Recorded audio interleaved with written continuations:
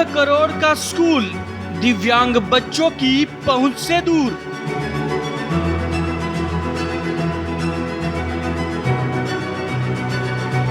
पहाड़ काट 17 करोड़ खर्च, लापरवाही या भ्रष्टाचार मकसद।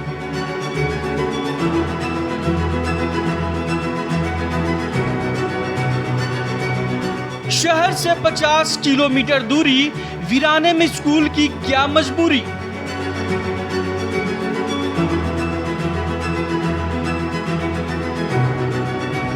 आम राह पर चलना मुश्किल, दिव्यांग कैसे तय करे ये सफर।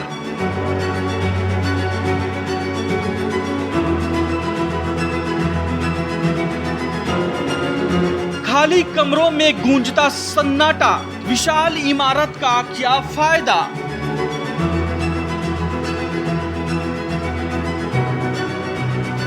इस वक्त भारत एक्सप्रेस की टीम आ पहुंची है प्रयागराज के एक ऐसे इलाके पे जहां कैद हैं कई बच्चों के दर्द, जहां कैद हैं कई बच्चों की उम्मीदें, जहां की दरों दीवारें आवाज़ लगा रही है सरकार की सोच की, और जिसे सुनने और समझने के बाद आप भी सोचने पे मजबूर हो जाएंगे, क्या ऐसा भी होता है क्या।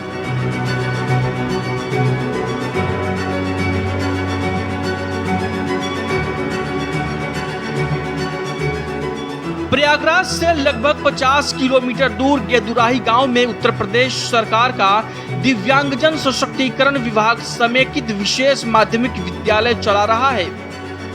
इस जमीन पर पहले एक विशाल पहाड़ था, जिसे काटकर करीब 17 करोड़ की लागत से दिव्यांग छात्रों के लिए विशाल स्कूल बनाया गया। शहर से इतनी ज्यादा दूरी पर दिव्यांग बच्चों के लिए स्कूल निर्माण पर लोगों ने गंभीर सवाल खड़े किए। हालांकि निर्माण प्रक्रिया के कई साल बाद जब स्कूल ने आकार ले लिया, तब लापरवाही ने सभी पैमाने तोड़ दिए। स्कूल में प्रिंसिपल के अलावा सिर्फ एक शिक्षक की तैनाती है। गांव वालों के मुताबिक एक दिन प्रिंसिपल स्कूल आते हैं और अगले रोज महिला शिक्षिका। इस तरह छठी से 12वीं तक के करीब 100 छात्रों को पढ़ाने के लिए स्कूल में सिर्फ एक शिक्षक मौजूद होता है। आप जैसे जैसे इस स्कूल की हकीकत को अपनी आंखों से देखेंगे और सच को खुद सुनेंगे, तो दिव्यांग छात्रों के जीवन से हो रहा ये खिलवाड़ आपको सुन्न कर देगा। काफ़ी मशक्क़त के बाद हम उस स्कूल के सामने आ चुके हैं, जिसकी कहानी सुनने और समझने के बाद आपको सरकार की सोच पर तरस आएगी और जिसका खामियाजा कई दिव्यांग बच्चे उठा रहे हैं। कितना अजीब है, जो बच्चे सही से रोड पर सरपट चल भी नहीं सकते, उनको ऐसी सड़कों पर ऐसे स्कूल के पे आना पड़ता है जहां पक्की रोड तक नहीं है, जिस स्कूल को पहाड़ तोड़कर बनाया गया हो। कितना अजीब है। दिव्यांग बच्चों के लिए 4 एकड़ से ज्यादा जमीन पर बने इस विशाल स्कूल भवन का शिलान्यास अखिलेश सरकार के मंत्री अंबिका चौधरी ने जनवरी 2014 को किया था। इसका मतलब है चलने फिरने और दैनिक कामकाज में चुनौती का सामना करने वाले दिव्यांग बच्चों के लिए इस वीराने में स्कूल खोलने का फैसला समाजवादी पार्टी की गवर्नमेंट ने लिया था, और नतीजतन प्रयागराज से 50 किलोमीटर दूरी की वजह से आज तक यहाँ जरूरतमंद बच्चे चाहते हुए भी दाखिला नहीं ले सकते हैं। हम स्कूल के अंदर इस वक्त आ पहुँचे हैं और स्कूल देखने के बाद सिर्फ बाहरी तौर पे जब हमने स्कूल को देखा तो बड़ा ही नहीं, काफ़ी बड़ा स्कूल मालूम हो रहा है हमको, जो कि 5.5 बीघा में बना हुआ ये स्कूल है, ऐसे हमको जानकारी मिली है। और यहाँ पे आप देख सकते हैं कि यहाँ पे लिखा हुआ है कि दिनांक 6 जनवरी 2014 को संपन्न हुआ है ये स्कूल बनकर। अब यहाँ हम अंदर चल के प्रिंसिपल से भी बात करेंगे और जो यहाँ के करीब के जो लोकल लोग हैं, हम उनसे भी पूरी जानकारी लेंगे। गेदुराही गांव में मौजूद इस स्कूल को करीब 560 दिव्यांग बच्चों को एक साथ पढ़ाने के लिए बनाया गया था। हालांकि बनने के कई साल बाद इस स्कूल में शिक्षकों की तैनाती नहीं की गई। जिन 3 अस्थायी शिक्षकों को यहाँ पढ़ाने की जिम्मेदारी सौंपी गई, वो प्रिंसिपल को स्कूल आने से साफ साफ मना कर देते हैं। साथ ही शहर से लंबी दूरी होने की वजह से अभी 102 बच्चों ने ही दाखिला लिया है। हालांकि उनमें से भी गिनती के छात्र ही स्कूल पहुंच पाते हैं।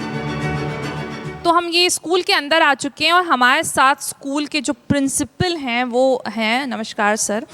अब हम पहले तो आपके स्कूल का नाम जानना चाहेंगे। राजकीय समेकित विशेष माध्यमिक विद्यालय गिदुराही मेजा प्रयागराज। और सर आपका नाम? जितेंद्र कुमार है। जितेंद्र सर, ये जो स्कूल है इसमें क्या कितने बच्चे अभी इनरोल्ड हैं और क्या स्ट्रेंथ है स्कूल की? इस समय शैक्षिक सत्र 2024-25 में 6 से लेकर 11 तक 102 बच्चे इनरोल्ड हो चुके हैं और ये विद्यालय की पूर्ण क्षमता है 560 बच्चों की। और अभी कितना बताया आपने, कितने होंगे बच्चे? 102 बच्चे। 102 बच्चे हो गए। इस साल जो ये अभी अप्रैल में जो सेशन शुरू हुआ था उसमें कितने बच्चे इनरोल्ड हुए हैं अभी इस बार? 45 बच्चे। 45 बच्चे। और कितने टीचर्स यहाँ पे हैं आपके साथ? हमारे साथ 2 टीचर हैं, एक हम और एक हमारे मैडम हैं अनीता सरन जी, और 3 अध्यापक बेसिक शिक्षा से 1 अध्यापक और जिला विद्यालय निरीक्षक की तरफ से 1 अध्यापक और एक मूक बधिर जॉर्ज टाउन विद्यालय की तरफ से 2-2 दिन 1-1 दिन अटैच हैं। वो आते हैं, वो शिक्षण कार्य करते हैं। तो हम चाहेंगे कि जो भी आज आपके साथ अध्यापक ड्यूटी पे हैं उनको आप बुलाएं हमारे सामने, हम उनसे बात करेंगे। अब इस समय हम इंचार्ज प्रिंसिपल भी हैं और पेशे से प्रवक्ता के रूप में हम यहाँ पे कार्यरत हैं और हम शिक्षक और प्रभारी प्रधानाचार्य दोनों इस समय मौजूद हम ही हैं। तो देखिए 6th, 7th, 8th और 11th मान लेते हैं, अभी हम मान के चलते हैं 6, 7, 8, तो उनको पढ़ाने के लिए आज के दिन की अगर हम बात करें तो सिर्फ क्या आप ही हैं उनको पढ़ाने के लिए? अब आज के दिन तो हम ही हैं पढ़ाने के लिए इन सारे बच्चों के लिए। तो जब आप 6 के बच्चों को पढ़ाते हैं तो 7th और 8th के बच्चे क्या कर रहे होते हैं उस टाइम पर? अप्रैल से लेकर अभी जुलाई लास्ट हो रहा है, तो जितना हमने कोर्स पढ़ाया है जुलाई तक का, उनको कुछ लेसन और कुछ होमवर्क दिए हैं वो कर रहे हैं, वो याद भी कर रहे हैं। उनसे क्लास में जाके वर्क दे देते हैं, वो कुछ पूछते रहते हैं, वो अपना याद करते हैं, फिर अल्टरनेट करके हम अगली कक्षा को देख लेते हैं। फिर ऐसे बारी बारी से इन कक्षाओं को एडजस्ट कर रहे हैं। देखिए समझिए कि यहाँ पे स्ट्रेंथ है 103 की, मोटा मोटा मान के चले 3 क्लासेस चलते हैं 6, 7, 8। अगर हम आज की बात करें तो यहाँ पे पढ़ाने के लिए सिर्फ प्रिंसिपल सर हैं, क्योंकि जो मैडम हैं वो जो हैं छुट्टी पर हैं। उन्होंने, हमने रजिस्टर चेक किया था तो वो CL ले रखा है उन्होंने, और बाकी 3 जिनको आप बता रहे हैं कि ऑल्टरनेट हैं उनमें से भी कोई नहीं है आज की डेट में तो कोई नहीं है। मंगलवार उनकी क्या वजह है ना रहने की? उनको हमने पत्र प्रेषित किया है, बेसिक शिक्षा परिषद से हैं, तो ये 2 दिन सोमवार और मंगलवार 2 दिन अटैचमेंट है यहाँ पे, लेकिन वो आ नहीं रहे हैं। क्या वजह उनके ना आने की आपने पता किया? पता किए तो बोले कि हम नहीं आएंगे, सीधा डायरेक्ट फ़ोन पे कहे, हम संपर्क सीधा किए यहाँ से कि भैया 2 दिन आप हैं यहाँ पे, जिला बेसिक शिक्षा अधिकारी की तरफ से 2 दिन है आपका, आप आइए। तो बोले कि हम नहीं आ रहे हैं, हमको हमारी कोई प्रॉब्लम है, समस्या है, हम नहीं आ पा रहे हैं। हमने कहा कि पत्र हम फिर भेज रहे हैं, फिर आप अपना समझिएगा। तो ये देखिए, बच्चों की समस्या को किनारे कर दिया गया है, अध्यापक की निजी समस्या उनको ज़्यादा नज़र आ रही है।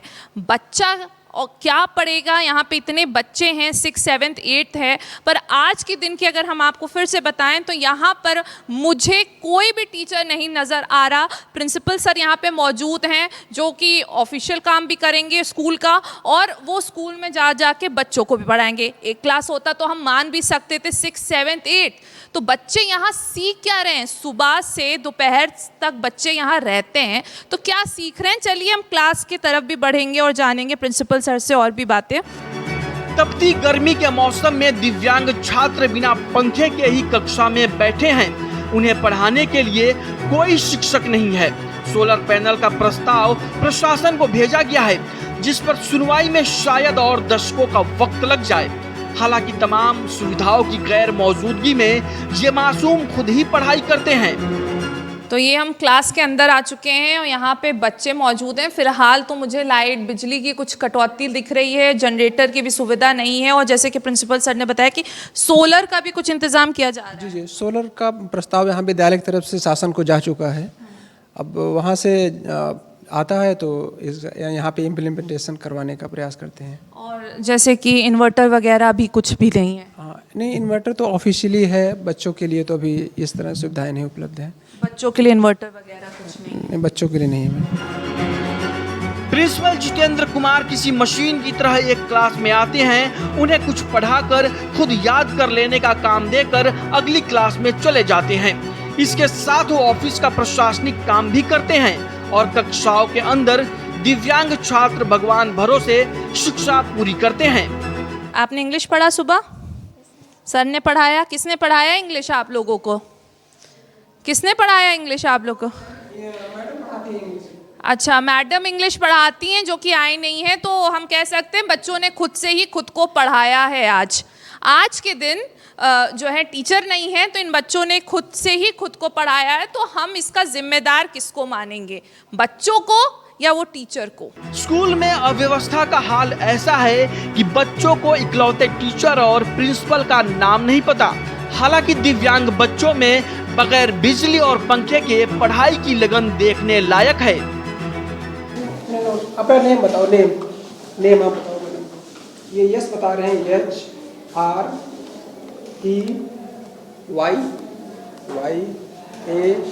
HREYANSH, श्रेयांश। पापा का नेम नहीं, मम्मी का नहीं। अच्छा, ABCD सुनाइए। BCDEFGHIJKLMOPQRSTUYZ।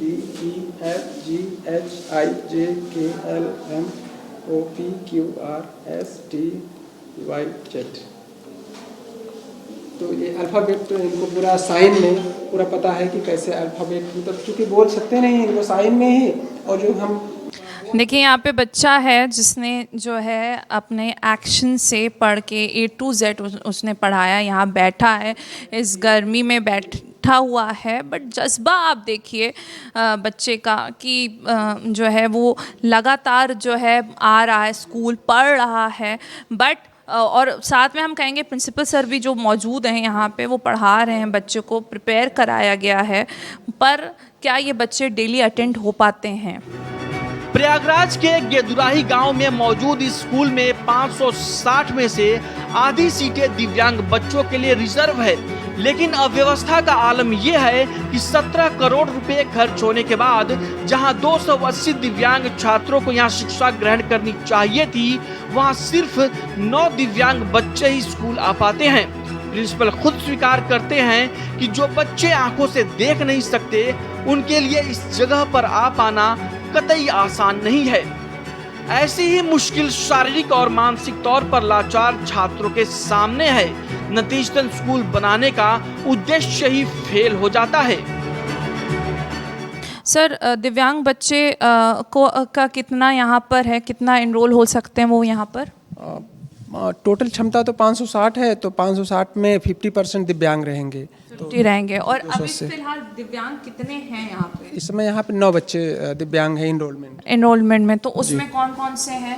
लोकोमोटर वाले हैं? लोकोमोटर के तो नहीं है, ब्लाइंड है, मतलब अंधे बच्चे, और मूक बधिर बच्चे, श्रवण बाधित अर्थात हियरिंग इम्पेयरमेंट। हियरिंग इम्पेयरमेंट के बच्चे ज़्यादा हैं, क्योंकि वो अप डाउन कर लेते हैं। ब्लाइंड बच्चों के आने में कन्वेंस में दिक्कत होगी, इसलिए उनका एनरोलमेंट नहीं है अभी। देखिए, ये स्कूल बना है, ठीक है, दिव्यांग बच्चों के लिए बनाया गया है, बट सवाल यहाँ पे ये आता है कि बना है पर वो आ नहीं पाते। वजह यही है क्योंकि जगह बहुत बड़ी वजह बनती है, रास्ता बहुत बड़ी वजह बनता है। और अब तो मेरा सवाल ये भी है कि आ भी जाते हैं तो पढ़ाएगा कौन? सिर्फ एक टीचर? भारी खर्च कर स्कूल के अंदर लाइब्रेरी बनाई गई, जिसके अंदर अलमारियों में किताबें सजी हैं, लेकिन लंबी दूरी और शिक्षकों की गैर मौजूदगी की वजह से स्कूल में दिव्यांग छात्र आ ही नहीं पाते हैं। नतीजतन लाइब्रेरी की कुर्सियों से अभी तक पैकिंग भी नहीं उतरी है। तो देखिए, यहाँ पे लाइब्रेरी है, बड़ी शानदार लाइब्रेरी है यहाँ पर, ठीक है, किताबें रखी हुई हैं, पर कौन पढ़ता है? कौन बच्चे आते हैं यहाँ पे पढ़ने के लिए और किसकी देख रेख में पढ़ेंगे वो बच्चे। क्लास 6, 7, 8 हर क्लास के 2 सेक्शंस हैं यहाँ पर, हर क्लास के 2 सेक्शंस हैं, A, B के उसमें बांट रखा है और क्लास 11 भी अब जुड़ गया है। लाइब्रेरी है, बहुत अच्छी बनी हुई है, किताबें रखी हैं, पर पढ़ने वाले कहाँ हैं और पढ़ाने वाले कितने हैं? सवाल ये है पढ़ाने वाले कहाँ हैं?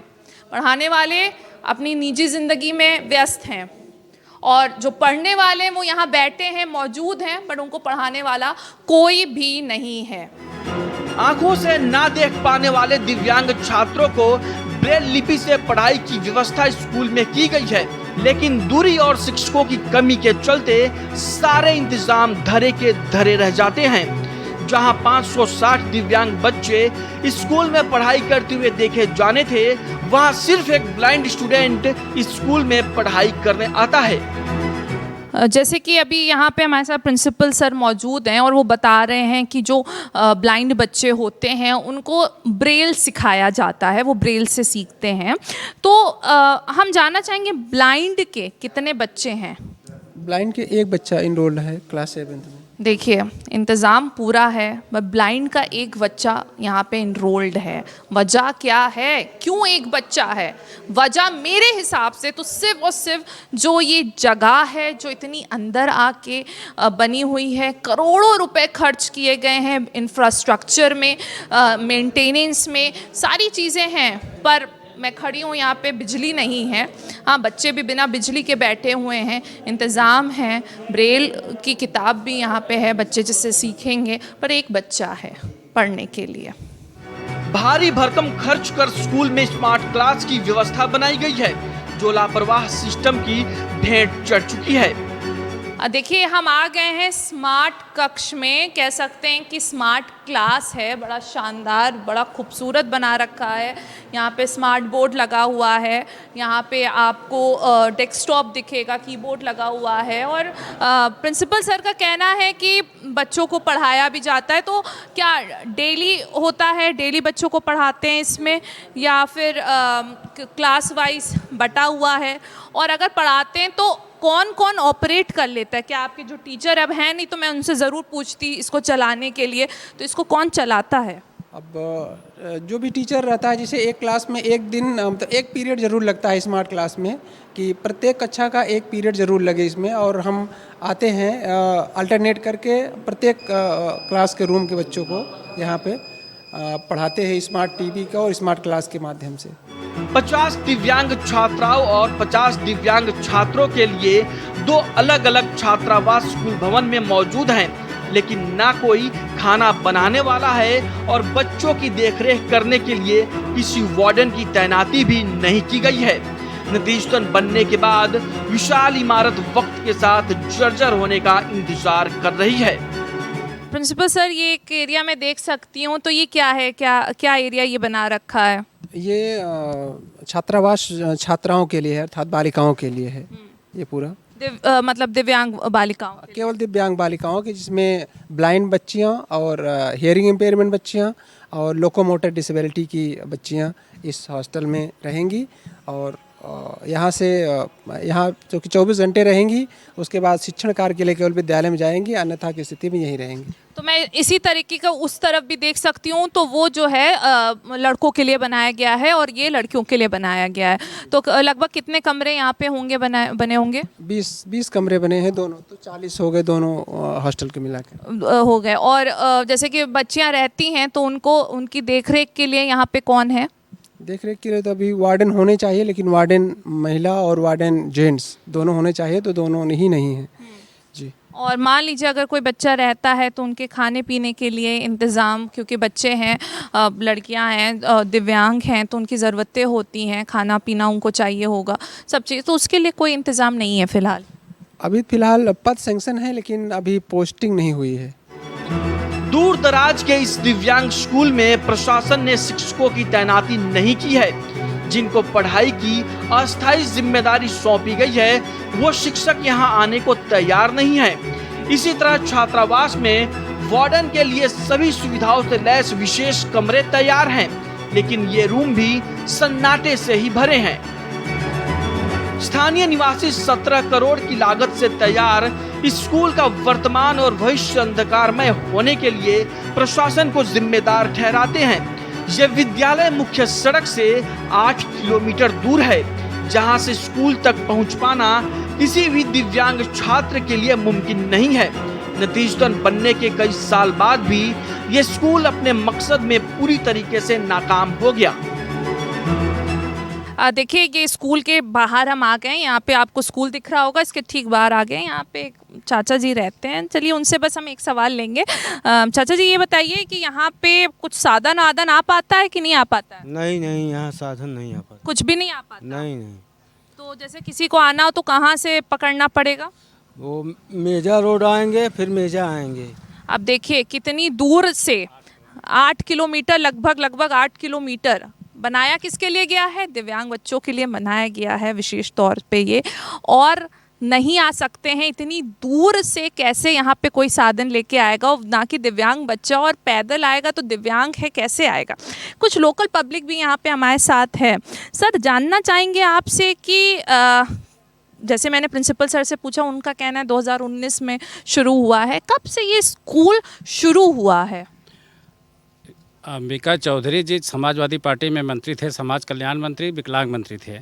उन्होंने ज़मीन का उद्घाटन किया था और 2014 में कुंवर रेवती रमन सिंह जी ने इस स्कूल को संपन्नता का उद्घाटन किया था। चूँकि बच्चे थे नहीं, टीचर नहीं थे, अपॉइंटमेंट नहीं था, इसलिए इंतज़ार करते करते इतना लेट हुआ, इसलिए 2020-21 से ये स्कूल चालू हो सका है। कितनी लागत में ये स्कूल बना होगा? ये 17 करोड़ की लागत से ये स्कूल बना है। क्या कहना है आपका, जो ये बता रहे हैं 17 करोड़ की लागत से ये स्कूल बना है, सही है ये बात? ये बात सही है। हाँ, आप तो बगल में रहते हैं यहाँ पे। 17 करोड़ की लागत लगी होगी? 17 करोड़ की नहीं, इसमें 23 करोड़ की लागत लगी है। प्रिंसिपल जितेंद्र कुमार खुद मानते हैं कि स्कूल बनाने के लिए जो जगह चुनी गई, वहां तक पहुंच पाना दिव्यांग छात्रों के लिए मुमकिन ही नहीं है। चुनौतियों का सामना करने वाले बच्चों को अतिरिक्त ध्यान की जरूरत होती है, लेकिन प्रयागराज के स्कूल को बनाने में इस बात का अतिरिक्त ध्यान रखा गया कि कोई छात्र यहाँ पहुँच ही न पाए। कुछ चुनिंदा शब्द यहाँ से लेके जा रही हूँ, जैसे कि हो जाएगा, होना चाहिए, ऐसा हो सकता है। तो ये जो चुनिंदा शब्द हैं मैंने सुने हैं लोकल पब्लिक से कि यहाँ पे स्कूल इस तरीके से नहीं होना चाहिए था, कुछ और व्यवस्था हो सकती थी, या अभी टीचर नहीं है। ये सारे शब्द मुझे यहाँ पे सुनने को मिले हैं। मैंने बच्चों को देखा गरम में बैठे हुए हैं, जज्बा बहुत है बच्चों के अंदर पढ़ने का, बोलने कि हाँ हमें गरम में भी दिक्कत नहीं होती है, पर अंदर इलेक्ट्रिसिटी नहीं है, लाइट नहीं है, जनरेटर नहीं है। इतना बड़ा इंफ्रास्ट्रक्चर तैयार करके यहाँ पे खड़ा कर रखा है, पर यहाँ पे बिजली का कोई भी इंतज़ाम नहीं है। मतलब लाइट आएगी बट एक बार चली गई तो कोई जनरेटर नहीं, कोई बैकअप नहीं है उसके लिए। तो कौन सुनेगा इन बच्चों की आवाज़ों को? हाँ, हम तो जनरल पब्लिक हैं, हम यहाँ पे जनरल जब आए हैं तो हमें काफ़ी ज़्यादा खुद जद्दोजहद करनी पड़ी। और जब हम दिव्यांग बच्चों की बात करते हैं तो उनकी कितनी मेहनत उनको लगी होगी या लगती होगी यहाँ तक पहुँचने में। तो बस भारत एक्सप्रेस की यही कोशिश रही है कि हम लोगों तक ये बात, सरकार तक ये बात पहुँचाएँ कि यहाँ की जो व्यवस्था है उसको बिल्कुल सुधारा जाए। फ़िलहाल मुझे अनम फातिमा को मेरी पूरी टीम के साथ दीजिए इजाज़त।